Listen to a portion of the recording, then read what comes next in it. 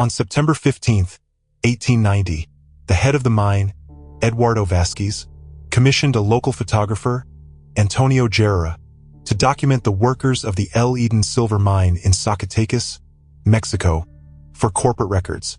The sepia-toned photograph depicts 12 Mexican miners and their families gathered at the entrance to the mine, including the Ramones family, who had worked in the dangerous tunnels for 3 generations. The image remained in the archives of the Minera Company until 2024, when historians digitizing Mexican mining records discovered the photograph while researching 19th-century labor conditions. Before we continue, subscribe to the channel and turn on notifications so you don't miss new videos. Dr. Elena Morozova sighed softly as her fingers traced the edge of the old photograph.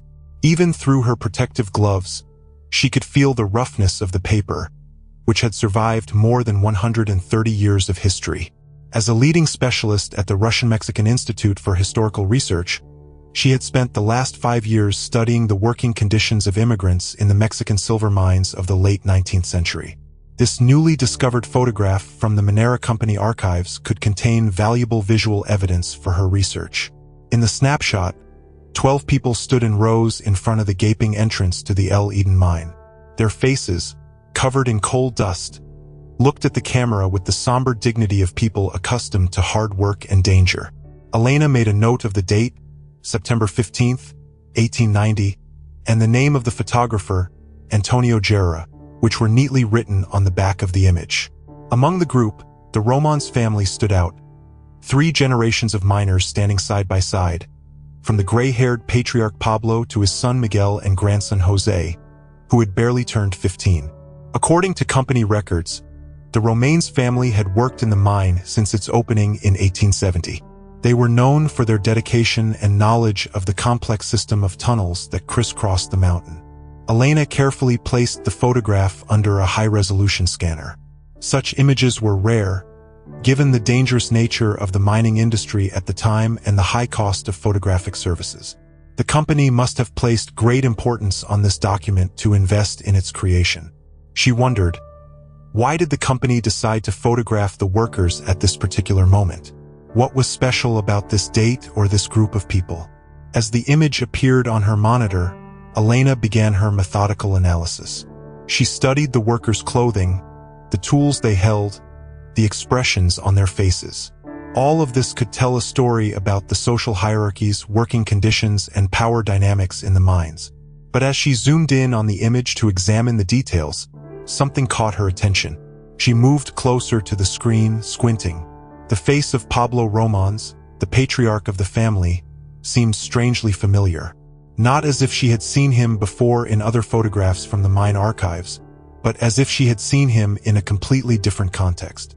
Elena opened a database of known criminal figures from the late 19th century in Mexico, which she had compiled for her research on desertion and crime among miners. She quickly scrolled through the images until she suddenly stopped. Her heart began to beat faster. On the screen was an image of a wanted criminal named Joaquin Morales, a banker and robber known for his cruelty in the states of Jalisco and Zacatecas. According to the records, he had been killed in a shootout with the Rurales, the rural police in Guadalajara 6 months earlier, in March of 1890. But the resemblance to Pablo Ramones was striking. Could it be a coincidence?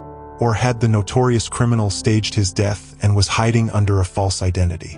Elena immediately contacted her colleague, Dr. Alexei Volkov, a specialist in digital forensics and historical image analysis. She sent him both the photograph of the mine and the image of Morales, asking for his opinion. While she waited for a response, she delved deeper into the Minera Company's records about the Ramones family. According to the documents, Pablo Ramones had worked in the mine for more than 20 years. But when she looked more closely at the payroll records, she noticed a strange pattern. Until March of 1890, the very month Morales supposedly died, Pablo rarely worked in the mine, preferring administrative tasks on the surface. After March, his presence in the mines became more frequent, and several notes from the overseers indicated changes in his behavior and work ethic. But what they would discover next would change everything. The response from Dr. Volkov came the next day, and the results were staggering. Using state-of-the-art facial recognition software adapted for historical photographs, He confirmed that Pablo Ramones and Joaquin Morales were the same person, with a probability of 98%. Facial features, the distance between the eyes, the shape of the ears, and even a characteristic scar barely visible under the mustache matched. The notorious criminal, who was presumed dead, had somehow assumed the identity of a respected minor and family patriarch. But this discovery raised more questions than answers. If Pablo Ramones was Joaquin Morales, then what happened to the real Pablo, and how did Morales manage to assume his identity so easily, deceiving not only the company but also, presumably, his own Ramones family? Or perhaps the family knew and was complicit in the deception. Elena understood that she needed to delve deeper into history to find the answers. She began by studying the history of the El Eden silver mine and its significance in the economic landscape of the Zacatecas region. The mine was opened in 1870 by a Spanish mining company and quickly became one of the most productive sources of silver in the region. By 1890, it employed more than 100 miners, many of whom were indigenous Mexicans or mestizos, working in harsh and often dangerous conditions. The mines of Zacatecas were known for their brutal working conditions. Miners often worked 12 or more hours a day, descending deep underground, where they faced the dangers of cave-ins, flooding, and poisonous gases. Mortality was high, and compensation was low. Despite this, many families like the Ramones worked in the mines for generations, passing down their knowledge and skills from father to son. But the end of the 19th century was also a period of political and social change in Mexico. The rule of Porfirio Diaz, known as the Porfiriato, promoted foreign investment and industrialization, but often at the expense of Mexican workers. Discontent among the working class was growing, sowing the seeds of what would eventually become the Mexican Revolution in 1910.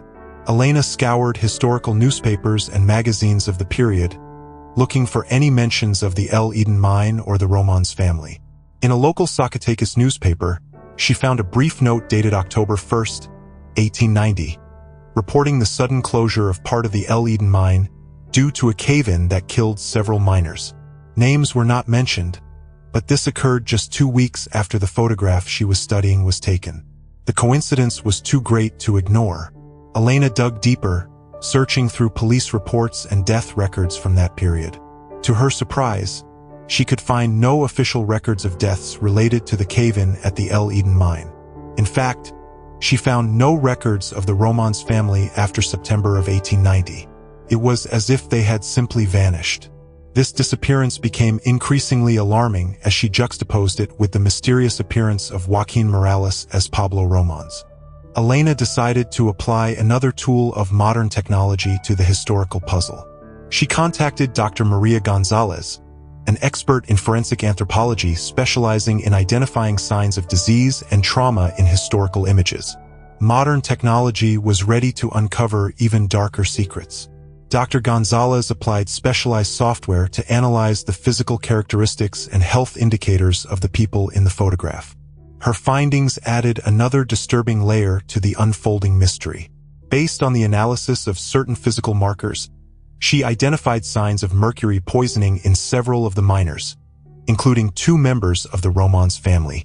Pallor, characteristic tremors of the hands, and changes in facial features indicated chronic exposure to mercury. Mercury was widely used in the amalgamation process to extract silver from ore, but its use was supposed to be strictly controlled due to its known health hazards. The excessive presence of signs of mercury poisoning indicated that the mine may have been using illegal or unregulated amalgamation processes, exposing its workers to dangerous levels of toxic fumes. The mystery, kept for more than a century, began to unravel. Elena contacted Dr. Javier Rodriguez, a historian specializing in the mining industry of 19th century Mexico.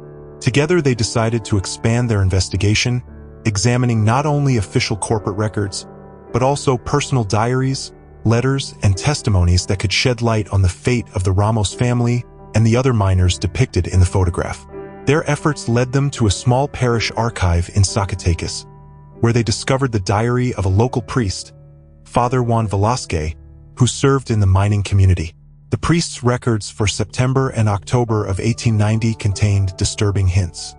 He wrote of growing tension in the mine, of miners who came to him talking about abuse and dangerous conditions. He mentioned Pablo Ramones as particularly concerned, saying that the miner had discovered something deeply disturbing in the lower tunnels of the mine. However, the most disturbing entry was dated September 20th, just 5 days after the photograph was taken. Father Velasquez wrote, "Pablo Ramones came to me today deeply disturbed. He spoke of a section of the mine that is not mentioned in the official plans, of a tunnel where he had seen things that, as he said, contradict all the laws of God and man. He spoke of prisoners, of people forced to work in chains deep underground, never seeing the daylight. I do not know if this is true or hallucinations of a person suffering from paramercury, as the mine owners claim, but the expression in his eyes makes me believe that he really saw something terrible." The next entry, dated October 1st, was even more alarming. The Ramones family and several other miners have disappeared. The company claims that there was a cave-in, but refuses to allow anyone, even me, to visit the scene to perform the last rites. The widows come to me, crying, demanding answers, but I have nothing to offer them but prayers. Something is wrong in the El Eden mine, something dark and evil. However, there was something even more disturbing. Continuing to read the diary, Elena and Javier discovered that just a week after he made this entry, Father Velasquez himself died under mysterious circumstances. The official cause of death was listed as a heart attack, but there were rumors of poison. The evidence was painting a disturbing picture.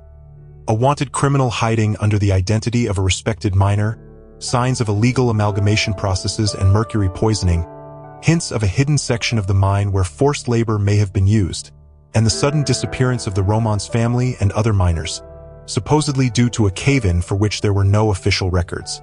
But something didn't add up in this story. If Pablo Ramos was in fact Joaquin Morales, a known criminal, why would he risk his safety and freedom by raising the alarm about illegal practices in the mine? It contradicted everything that was known about Morales' character, a man who put his own gain above all else. Elena and Javier expanded their search, reaching out to descendants of other miners who worked in El Eden during that period. After several weeks of persistent searching, they found an elderly woman named Consuela Hernandez, the great-granddaughter of Tomas Hernandez, one of the miners depicted in the photograph, but not among those who disappeared. Meeting Consuelo Hernandez in her modest home on the outskirts of Zacatecas gave them invaluable first-hand information. Consuela told them a story passed down in her family, a story they had never told the authorities for fear of retaliation. According to family legend, Pablo Ramos did discover something terrible in the depths of the mine. A secret tunnel leading to a huge cave where dozens of men, women, and even children were forced to work in appalling conditions, extracting silver without any pay or hope of freedom. They were mostly indigenous people from remote villages, kidnapped or tricked into coming to the mine, where they became nothing more than slaves. But the most shocking thing about Consuela's story was that the real Pablo Ramos had died a year before the events we are talking about. The man who took his identity was not Joaquin Morales, the notorious criminal. Instead, he was a federal agent working undercover investigating rumors of slave labor in the silver mines of the region.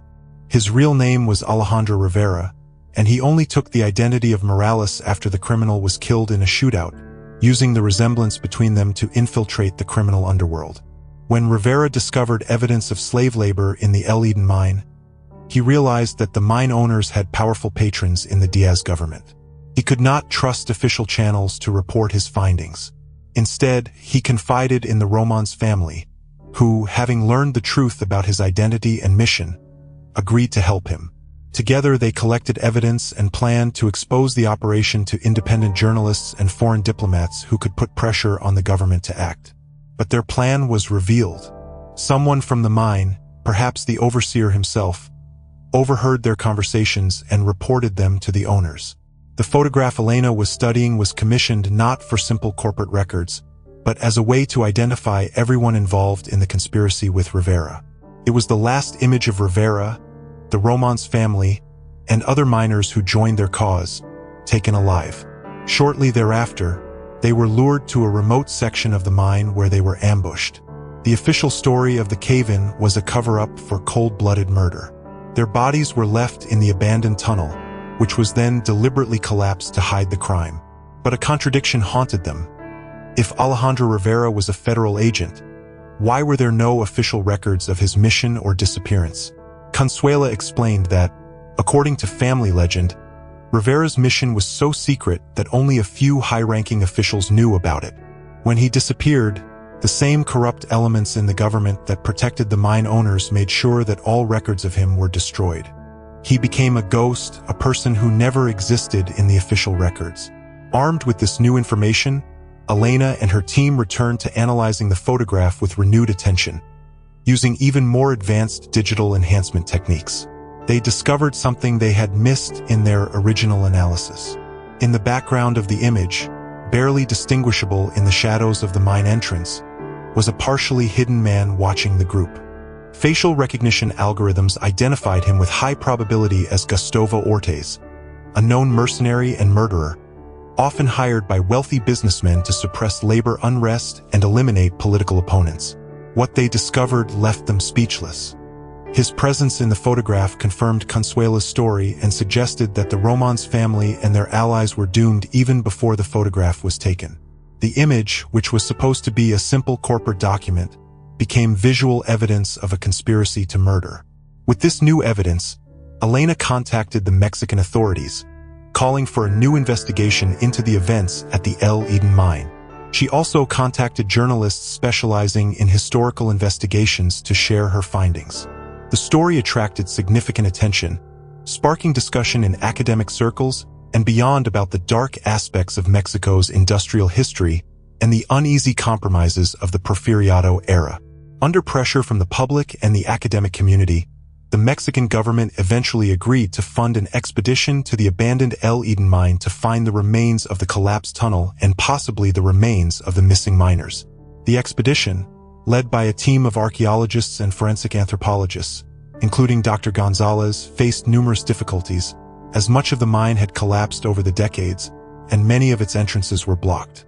After several weeks of careful excavation and the use of modern radar technology to map hidden spaces, the team finally discovered a section of the mine that matched the description in Consuela's family legend. It was a remote tunnel not marked on official mine plans, which appeared to have been deliberately sealed. As they began excavating the sealed tunnel, the evidence was impossible to ignore. They discovered the remains of several people buried under the rubble. Forensic analysis confirmed that they had died from injuries consistent with a violent assault, not from a mine collapse. Among the remains were found personal items, including a medallion with an image of Saint Philip, which, according to family records, belonged to Miguel Ramones, Pablo's son. But the most shocking discovery occurred when the team penetrated deeper into the sealed tunnel. Behind the initial collapse, they discovered a hidden cave much larger than any known part of the El Eden mine, and inside the cave they found irrefutable evidence of forced labor. Shackles built into the walls, primitive dwellings that were nothing more than cages, and a mass grave containing the remains of more than 100 people, many of whom showed signs of malnutrition, abuse, and mercury poisoning. Further analysis of the remains allowed some of the dead to be identified as indigenous people from remote villages in the states of Oaxaca and Chiapas, who were reported missing between 1880 and 1890. This confirmed that the mine had used forced labor, probably abducting vulnerable people from remote communities, where their disappearance was unlikely to attract significant attention from the authorities. Among the personal items found with the remains in the mass grave was a small leather diary, miraculously preserved thanks to the dry conditions in the cave. Although most of the text had been damaged by time, some pages were still legible. They contained desperate entries from a young woman named Lupita, kidnapped from her village and forced to work in the secret tunnels of the El Eden mine. She wrote of the abuse the prisoners suffered, of the long hours of work without adequate food or water, and of the many who died of exhaustion or disease. She also wrote of the hope that arose when one of the regular miners, a man she called Don Pablo, discovered them and promised to seek justice. The last legible entry, dated September 17, 1890, read, "Don Pablo said he has sent word of our situation to the authorities and newspapers in Mexico. He says that help will come within a week. For the first time in many months, I allow myself to dream of seeing the sun again and returning to my family. This last entry, full of hope, only added to the tragedy of an already grim story. Help never came. Instead, the mine owners apparently learned of the plans to expose their criminal activities and took decisive action to ensure the silence of all those involved. Both Alejandro Rivera, the federal agent posing as Pablo Ramos, and the prisoners he was trying to save, met their deaths deep underground. Their bodies hidden from the eyes of the world, their story buried with them. This changes everything we knew about the El Eden mine and the Periodo de Riafa in general. The discovery of Elena and her team forced historians to re-examine traditional narratives about the development of the mining industry in late 19th century Mexico. What was previously regarded as a period of economic progress and modernization was now overshadowed by evidence of exploitation and abuse that was far more systematic and brutal than previously acknowledged. The Mexican government officially recognized the historical crimes committed at the El Eden mine and established a commission to identify the descendants of the victims in order to provide compensation and recognition. A memorial was erected on the site of the former mine, with the names of all the identified victims engraved on a wall of black granite. In the center of the memorial was installed an enlarged version of the photograph that Elena initially studied, a reminder of the brave men and women who sacrificed their lives in an attempt to expose the truth. But modern technology was ready to reveal even more. After widespread coverage of Elena's discoveries, researchers from other institutions began to explore the archives of other mines of the same period, using the same digital enhancement and analysis methods that Elena used. They discovered evidence that the practice of forced labor was not limited to the El Eden mine alone, but was widespread throughout the region. Archival photographs from other mines in Zacatecas, Guanajuato, and San Luis Potosí, when subjected to the same intensive analysis as the El Ed photograph, showed similar patterns. Miners showing signs of mercury poisoning, suspicious figures in the background, inconsistencies in personnel records. All of this pointed to a widespread network of exploitation and coercion that thrived in the shadows of Mexico's growing mining industry. One of the most intriguing finds was a set of photographs from the La Esperanza mine, located just 30 kilometers from El Eden. In these images, taken in 1888, a figure in the background was identified as the same Gustavo Ortiz, the mercenary seen in the El Eden photograph. His presence suggested a connection between the operations of both mines and the possibility that the same individuals were responsible for the abuses in both locations. Further research into corporate records revealed that, although the El Eden and La Esperanza mines were nominally owned by different companies, both of these companies were controlled by the same consortium of European and American investors. This consortium, known as the United Silver Company of North America, had close ties to the political elite of the DEA regime and effectively operated beyond the reach of the law. Documentary evidence discovered in the archives of a former board member of the consortium contained encrypted correspondence which, when decrypted using modern cryptographic methods, revealed a deliberate and coordinated policy of using forced labor to maximize profits. These documents also contain the names of high-ranking government officials who had been bribed to ignore these practices, including several of Diaz's cabinet ministers. But the most shocking revelation came from an unexpected source. In the process of researching the genealogy of Alejandro Rivera, the federal agent who died in the El Eden mine, Elena contacted his descendants, some of whom still lived in Mexico. One of Rivera's great-nephews, a professor of history at the National Autonomous University of Mexico, had preserved a collection of family documents passed down through generations. Among these documents was a sealed envelope with instructions that it should only be opened after the death of certain individuals, the last of whom died in 1980. Inside the envelope was a letter written by Alejandro Rivera himself, just days before his presumed death in the El Eden mine. The letter was addressed to his brother and contained a detailed description of what he had discovered, including the names of all those involved and the location of additional evidence that he had hidden in case something happened to him. According to the letter, Rivera was initially sent to investigate mere rumors of harsh working conditions and potential labor law violations. But what he discovered far exceeded his expectations. He described not just isolated instances of forced labor, but a systematic operation of kidnapping people from remote villages, many of whom were indigenous, did not speak Spanish, and could not effectively seek help, even if they managed to escape. He also found evidence that these practices were known at the highest levels of government, and that some members of the Diaz cabinet not only turned a blind eye to these abuses, but actively profited from them, owning shares in mining companies through frontmen. But perhaps the most disturbing aspect of the letter was Rivera's mention that he suspected corruption within his own agency.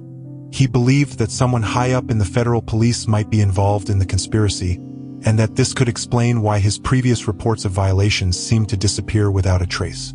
That is why he decided to act on his own, confiding only in the Romanes family and a few other miners he considered trustworthy. At the end of the letter, he indicated the location of a cache of additional evidence, including a journal with detailed records, photographs, and documents that he had collected. This cache, according to his instructions, was located in an abandoned church crypt on the outskirts of Zacatecas, under a tombstone bearing the name of a non-existent person. Elena and her team, with the permission of the authorities and the church, excavated the indicated crypt. To their surprise, the cache was still there, untouched for over 130 years. Inside a metal box protected from the elements, they found Rivera's journal exactly as he described, along with a collection of photographs and documents that provided even more detailed evidence of widespread abuses in the mines. Among these documents was a map showing the location of secret tunnels in several mines in the region, including El Eden, as well as a list of names, over 300 people who Rivera believed had been kidnapped and forced to work in these hidden operations. The list included the dates and locations of their disappearances, and in some cases, even the names of the kidnappers. Also in the collection was a series of photographs taken secretly by Rivera himself using a miniature camera, an innovative technology for the time.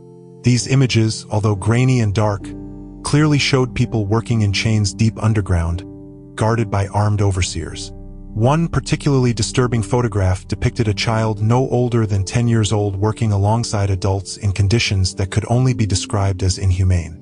The evidence was impossible to ignore. What began as a historical study of working conditions in 10th century mines revealed one of the darkest chapters in Mexican history. A chapter of systematic human rights abuses, high-level corruption, and murder to conceal the truth. The findings of Elena and her team sparked international attention. Conferences were held, books were written, and even a documentary film was made telling the story of the El Eden mine and the brave people who died trying to expose the truth. Educational programs in Mexican schools were updated to include this chapter of history, previously buried and forgotten. For Elena, this was the culmination of her career as a historian. What began as an academic study of working conditions turned into a work of restoring justice for those whose voices had been silenced for over a century. Thanks to her efforts and modern technology, which allowed her to uncover the truth hidden in an old photograph, the victims of the El Eden mine finally received the recognition and justice they had so long been denied. For the families of the deceased, this brought some semblance of closure. Descendants of the Romanes family, many of whom grew up with fragmented stories of their missing ancestors, finally learned the truth about their fate and about the bravery they displayed in the face of terrible abuses. The reputation of Pablo Romanes, or rather Alejandro Rivera, was restored. His actions were recognized as an act of heroism, not criminal activity, as had been initially assumed. But perhaps most importantly, Elena's research shed light on a dark period in Mexican history that had been too long ignored in official narratives. It forced historians to reconsider established notions of the Porfiriato period, acknowledging the human cost that accompanied the economic progress of that time. It also raised important questions about the responsibility of foreign investors and governments for abuses committed with their knowledge or tacit consent. As Elena looked at the restored photograph, now hanging in the mining museum in Zacatecas, she reflected on the power of historical images and the stories they can tell. What was once just a corporate document had now become a powerful testament to both human cruelty and courage. The 12 faces looking into the camera were no longer just nameless figures from the past. Now they were recognized as people with stories that deserved to be told and heard. As Elena left the museum that day, she noticed an elderly woman standing in front of the photograph, tears quietly streaming down her wrinkled face. It was Consuela, the great-granddaughter of one of the miners depicted in the photograph. Elena approached her and gently placed a hand on the elderly woman's shoulder. "Thank you," Consuelo whispered. My family has waited over 100 years for the truth to be revealed. Now the souls of my ancestors can finally rest in peace. Elena nodded. Words were unnecessary. Together they stood in silence, gazing at the faces in the photograph. The people who had once lived, loved, and fought for justice, and whose story had finally been told to the world. But the story does not end there. Elena's discoveries inspired a new generation of historians and researchers to continue the work she began, exploring other hidden aspects of Mexico's industrial history and exposing other forgotten injustices. Archives across the country are now being examined with a new perspective, searching for traces of those whose stories were erased from official records. The photograph itself, which started this journey, has now become a symbol of the power of historical research and the importance of uncovering hidden truths. It reminds us that history is often told by the victors, and that behind every official narrative may lie the stories of those who were silenced, whose struggles and sacrifices were buried in nameless graves or forgotten archives. Ultimately, the story of the El Eden mine and the brave people who tried to expose its dark secrets is a testament to both humanity's capacity for cruelty and the unwavering spirit of those who resist injustice, even in the face of overwhelming odds. It is a reminder that truth, no matter how deeply buried, has a way of surfacing, and that, even after more than a century, justice can still prevail and forgotten voices can finally be heard. For historians like Elena, the work continues, because for every story uncovered, like the story of the El Eden mine, there are countless others waiting to be discovered. And it is through this continuous process of exploration and storytelling that we begin to piece together a more complete and truthful picture of our collective past. A picture that acknowledges both the triumphs and the tragedies that have shaped our modern world. As Elena looked at the photograph one last time before leaving the museum, she noticed something she had previously missed, a subtle detail that added another layer of significance to the whole story. In the lower right corner of the image, barely discernible in the shadows, was the small figure of a child, probably no older than 6 or 7 years old. The child was not looking at the camera like the others. Instead, his gaze was directed off to the side, in the direction of the mine entrance, where Gustavo Ortiz lurked. On the child's face was an expression not of innocence, but of a knowing wariness, which seemed wise beyond his years. It was an expression that suggested that even the youngest and most vulnerable among the group were aware of the danger, even if they did not fully understand it. It was a reminder that tragedies like the one that occurred at the El Eden mine affect not only adults making conscious decisions, but also innocents drawn into events far beyond their control. Elena made a mental note to investigate the identity of the child, another thread in the complex tapestry of history she was unraveling, because every life touched by the events at the El Eden mine had its own story worthy of being told, and she was determined to make sure that none of those stories would be forgotten again. As news of her discoveries spread, Elena began receiving letters and emails from people across Mexico and beyond, people who believed they might be related to those who were depicted in the photograph or forced to work in the mine's secret tunnels. Each of these messages represented a new opportunity for connection, a new thread in the expanding web of stories she was helping to uncover. And somewhere among those messages might be clues to even greater mysteries waiting to be revealed, because the story of the El Eden mine, as shocking as it was only one chapter in a broader history of an era when greed and power too often triumphed over human dignity and justice. But thanks to the work of historians like Elena and the power of modern technology, these hidden stories are gradually coming to light, changing our understanding of the past and, perhaps, shaping a more just future. The old photograph, once buried in the archives and forgotten by the world, has now become a catalyst for change, a symbol of how even the most hidden truths can ultimately be revealed. For the 12 people whose faces were captured on that September day in 1890, justice has finally come, albeit more than 130 years after their deaths. Their stories, once silenced, have now become part of the collective memory of the nation, a testament to both the dark depths to which humanity can sink and the unwavering spirit of those who resist injustice, even at the cost of their lives. Somewhere among those messages might be clues to even greater mysteries waiting to be revealed, because the story of the El Eden mine, as shocking as it was was only one chapter in a broader history of an era when greed and power too often triumphed over human dignity and justice. But thanks to the work of historians like Elena and the power of modern technology, these hidden stories are gradually coming to light, changing our understanding of the past and, perhaps, shaping a more just future. The old photograph, once buried in the archives and forgotten by the world, has now become a catalyst for change, a symbol of how even the most hidden truths can ultimately be revealed. For the 12 people whose faces were captured on that September day in 1890, justice has finally come, albeit more than 130 years after their deaths. Their stories, once silenced, have now become part of the collective memory of the nation, a testament to both the dark depths to which humanity can sink and the unwavering spirit of those who resist injustice, even at the cost of their lives. And in that, perhaps, lies the most important lesson of the El Eden Mine story. That truth, no matter how deeply buried, no matter how carefully concealed, will ultimately find its way to the light. And that those who fight for justice, even if they do not live to see the fruits of their struggle, do not do so in vain, because their courage and sacrifice inspire future generations to continue their work, ensuring that their voices will ultimately be heard and their stories told. In a world where it too often seems that injustice goes unpunished and the powerful remain untouchable, the story of the El Eden Mine serves as a powerful reminder that justice, though sometimes delayed, can ultimately prevail, and that the work of historians, archivists, and researchers like Elena is not merely an academic pursuit, but a fundamental act of restoring justice for those who can no longer speak for themselves. As we continue to uncover the hidden stories of the past, we not only deepen our understanding of history, but we also pay tribute to those whose stories were erased from official narratives. We restore their humanity, recognize their struggles, and ensure that the lessons of their lives are not forgotten.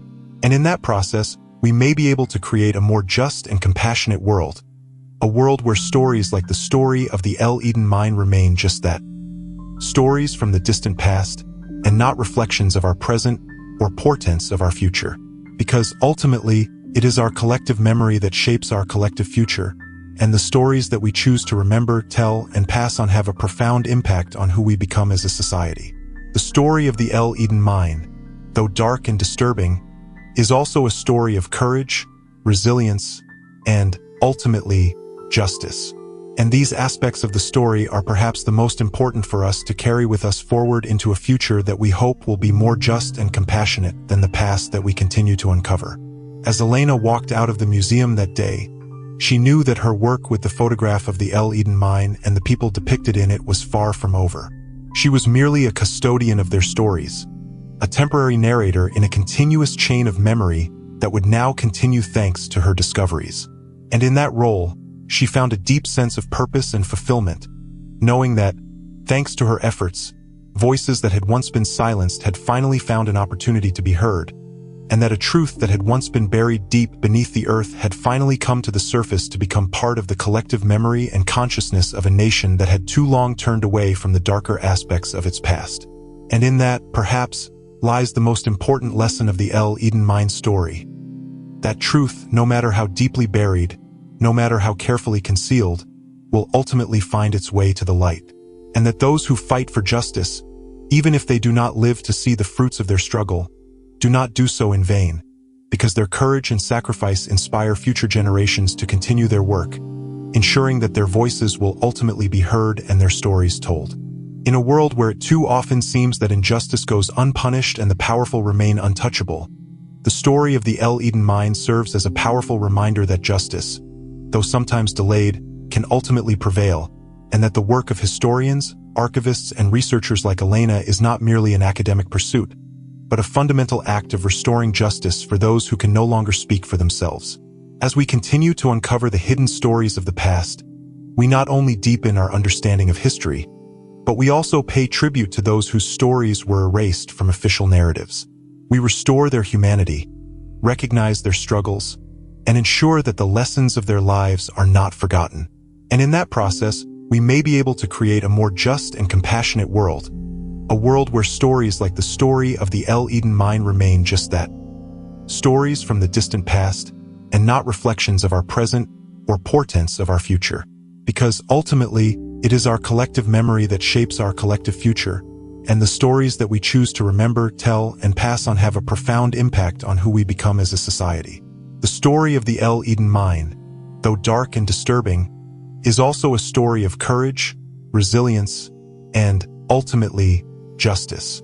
And these aspects of the story are perhaps the most important for us to carry with us forward into a future that we hope will be more just and compassionate than the past that we continue to uncover. As Elena walked out of the museum that day, she knew that her work with the photograph of the El Eden mine and the people depicted in it was far from over. She was merely a custodian of their stories, a temporary narrator in a continuous chain of memory that would now continue thanks to her discoveries. And in that role, she found a deep sense of purpose and fulfillment, knowing that, thanks to her efforts, voices that had once been silenced had finally found an opportunity to be heard, and that a truth that had once been buried deep beneath the earth had finally come to the surface to become part of the collective memory and consciousness of a nation that had too long turned away from the darker aspects of its past. In that, perhaps, lies the true power of historical research. Its ability to illuminate the dark corners of our collective past and, in doing so, point the way towards a more just and informed future. The photograph from the El Eden mine, once a simple corporate document, had now become a symbol of that transformative power, a testament to the fact that even the most silenced voices and hidden stories can ultimately find their way to the light, if there are those who are persistent enough in their search. But the story did not stop there. Historical revelations have a way of setting off chain reactions, and Elena's discoveries were no exception. Several months after the publication of her findings, she received a mysterious letter from an anonymous sender. Inside was only an old, yellowed envelope with the seal of the consulate of the Russian Empire in Mexico, dated 1891. Inside the envelope was a letter, written in impeccable Russian, addressed to the Tsarist consul in Mexico City. The letter was signed by Alexander Volkov, a Russian mining engineer hired to consult for Mexican silver mines in the late 19th century. In the letter, Volkov described his suspicions regarding illegal practices in several mines, including El Eden, and mentioned a federal agent named Alejandro Rivera, with whom he was secretly collaborating. According to the letter, Volkov provided Rivera with blueprints of a specialized ventilation system that could significantly reduce the exposure of miners to mercury fumes. These blueprints, along with a detailed report on the abuses he had observed, were supposed to be presented to the Mexican authorities. But when Rivera and his allies disappeared, Volkov realized that his own life might also be in danger. He sent the letter to the Russian consulate, hoping that diplomatic pressure might compel the Mexican authorities to investigate. But the evidence contradicted his hopes. In a postscript to the letter, added in another handwriting, probably that of the consul, it was noted, "No action will be taken. Russian investments in the United Silver Company of North America were too substantial to risk a diplomatic incident. Engineer Volkov would be advised to return to St. Petersburg immediately." This was a shocking revelation. Not only was the Mexican government implicated in the cover-up of the abuses in the El Eden mine, but foreign powers, including the Russian Empire, were willing to turn a blind eye to human rights violations in order to protect their economic interests. This added an international dimension to the already complex story of corruption and collusion. Modern technology was ready to reveal even more. Elena immediately began to investigate the fate of Alexander Volkov. In the archives of the St. Petersburg Mining University, she found a brief mention of an engineer who had returned from Mexico in 1891 and died shortly thereafter under mysterious circumstances. The official cause of death was listed as a heart attack, but records showed that Volkov had no history of heart disease and was only 42 years old at the time of his death. A parallel investigation conducted by Russian historians collaborating with Elena revealed even more disturbing details. In the personal papers of the Minister of Finance of the Russian Empire of that period, they found a mention of the need to ensure the silence of a mining engineer recently returned from Mexico, whose disclosures could jeopardize important foreign investments. Although the engineer's name was not mentioned directly, the time frame and context strongly suggested that it was Volkov. This discovery linked the tragedy of the El Eden mine to a wider network of international economic interests and political corruption. It showed how the exploitation of miners in a remote Mexican mine was part of a global system in which human lives and rights were systematically subordinated to profit and power. But what was even more disturbing was how this historical pattern resonated with contemporary problems. Even in the 21st century, many of the same structural injustices persisted in various forms, from dangerous working conditions in mines in developing countries to corporate and governmental conspiracies to conceal such abuses. The story of the El Eden mine thus became not just a historical revelation, but a powerful moral lesson for the present.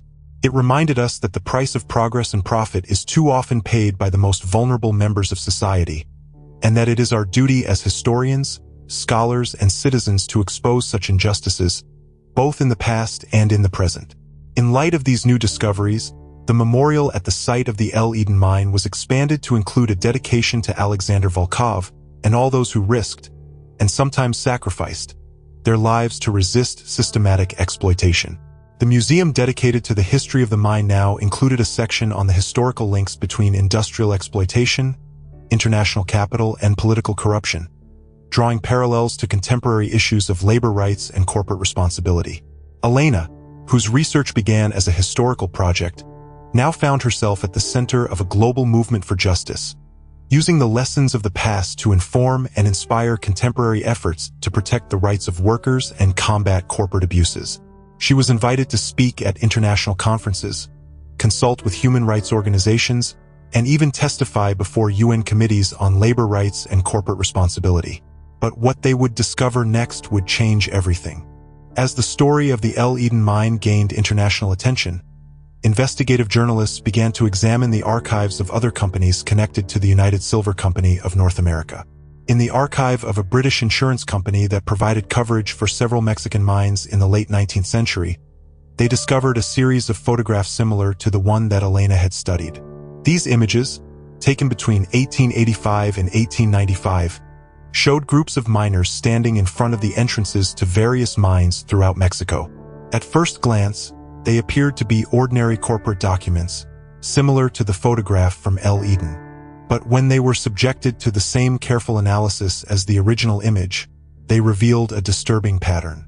In several photographs, the same hidden figure of Gustavo Ortiz, the mercenary spotted in the El Eden photograph, was identified.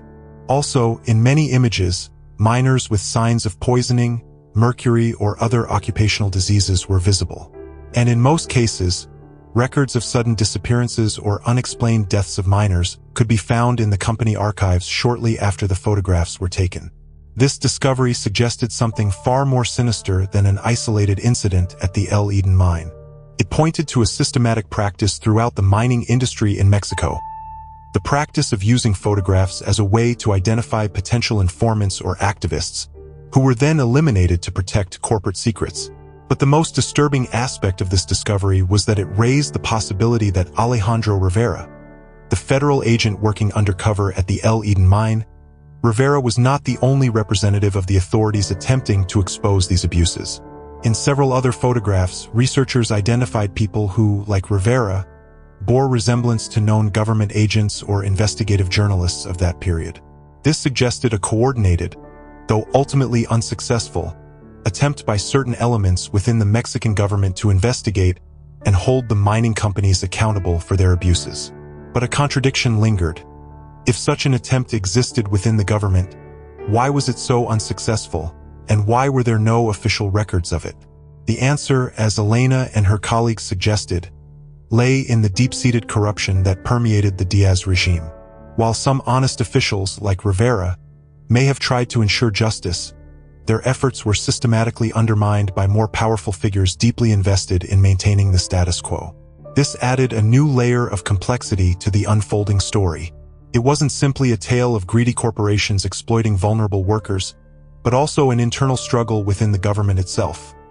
A conflict between those who sought reform and justice and those who were determined to protect the economic interests of the elite, regardless of the human cost. Evidence of this struggle was found in the personal papers of Porfirio Diaz, who ruled Mexico from 1876 to 1911.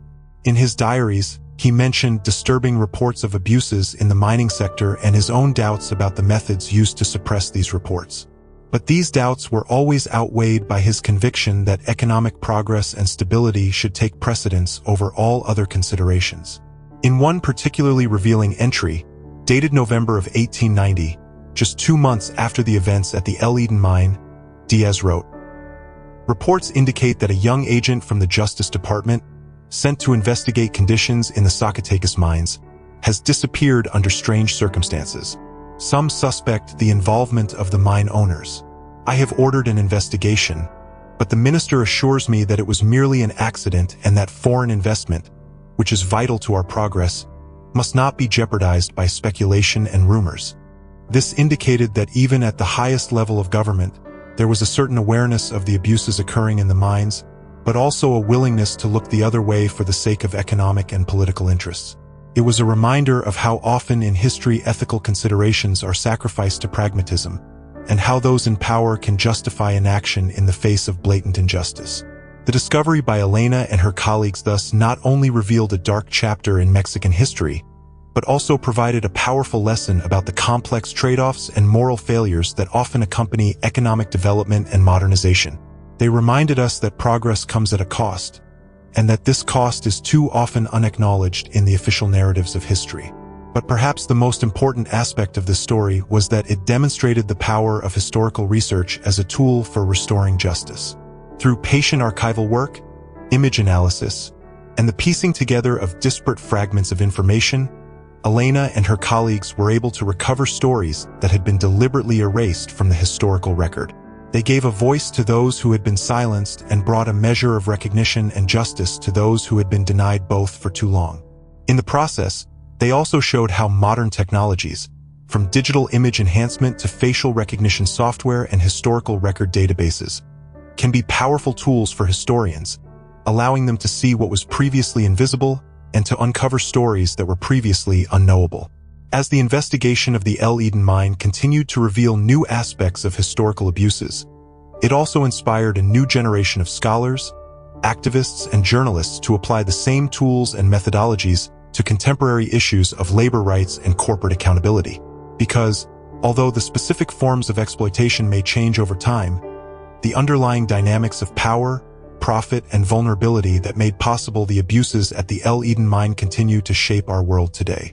And in that, perhaps, lies the most enduring contribution of Elena's research. It reminded us that history is not merely an academic pursuit or an intellectual exercise, but a vitally important way of understanding the present and shaping a more just future. By examining the dark chapters of our collective past, we can see reflections of our own blind spots and moral compromises. And perhaps, in that reflection, find the motivation and understanding necessary to create a world more true to our highest ideals: justice, dignity, and humanity.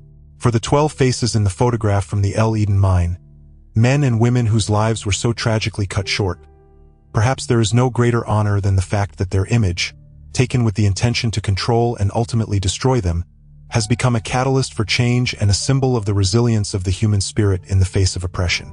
In this transformation, from an instrument of control to an instrument of truth-telling, perhaps we see the most powerful argument for the persistent pursuit of historical justice, despite all the obstacles and complexities that may lie in its path.